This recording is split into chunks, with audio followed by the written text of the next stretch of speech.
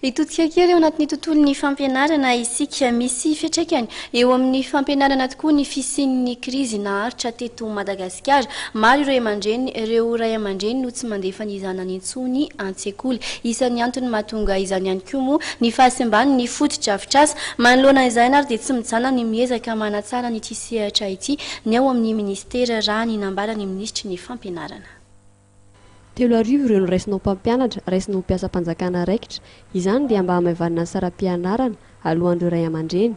Tanjona ihany koa ny hanatsarana trano fampianarana, indrindra tao anatin'ny krizy ahitana fiantraikany betsaka teo amin'ny lafin'ny fampianarana. Efa maro ny ezaka ataony amin'ny ministera araka ny nambara ministry ny fampianarana nandritra ny fanokafana ny herinandro ho an'ny fanabeazana olom-pirenena vanina izay tanterahana etsy amin'ny tranom-bokim-pirenena.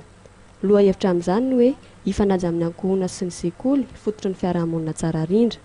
Anisan'ny lahara-pahamehana ny fanabeazana ho fampandrosoana ny firenena. Io moa zany zavatra efa voalaza foana ombelon'eny Madagasikara ny natao anatin'ny maro nandritra fotoana ela ka izay zavatra zay dia tsy misy vokany amin'ny resaka fanabeazana. Vokany hitantsika voalohany aloha dia hoe eo ny ray aman-dreny tsy mahavita mandefa ny zanany intsony an-tsekoly.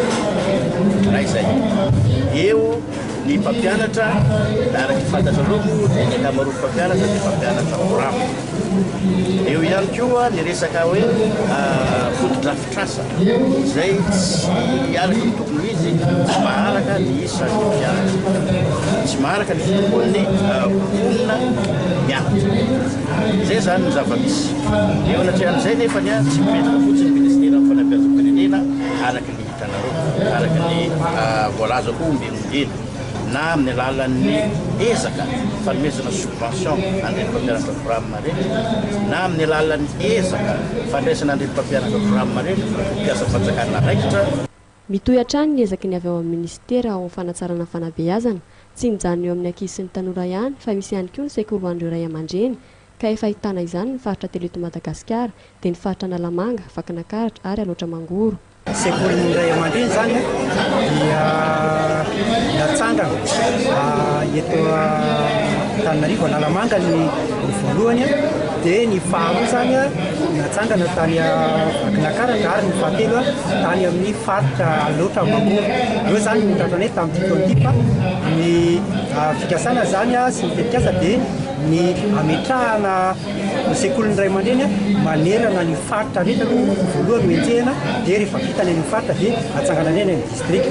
Ny sekoly ray aman-dreny io zany dia tena hoe sekoly tokoa satria misy trano izy io izay andraisana ny ray aman-dreny dia misy ny mpanabe izay efa nahazo fifampifanana zany izay andray an'ireo ray aman-dreny io hanatanteraka n'ilay programa ny fanabeazana ray aman-dreny ary misy programa ihany koa zany izy zany ray aman-dreny mitonga ao tsy fantatra hoe isaky ny alarobia hariva ve isaky ny asabotsy ve fa io arakaraka ilay fandaminana eo amin'ilay sekoly zany ohatran'ny eto Antananarivo zany izay any amin'ny filakevitry fampandrosoana ny mpampianaka na ny conseil de développement ny mpampianaka misy azy dia isaka alarobia hariva zany manaovana an'ilay izy.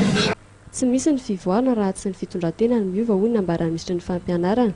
Ka izany no antony fanentanana maro samihafa atao amin'ireo ray aman-dreny izay tanterahan'ireo ao amin'ny ministera mba handefasan'ny zanany any an-tsekoly.